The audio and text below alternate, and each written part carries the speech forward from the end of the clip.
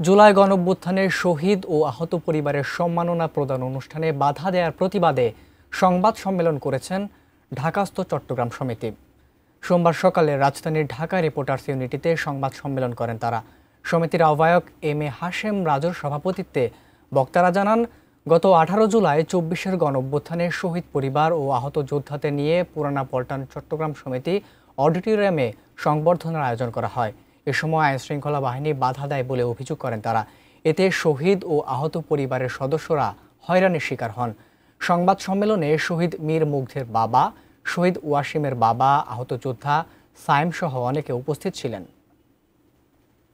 এবং আমাদের যুগ্ম আহ্বায়ক নাসির এবং জামাল, উজ্জ্বল মল্লিক এবং এই যে তথাকথিত নির্বাচন ভারপ্রাপ্ত কমিশন কি নাম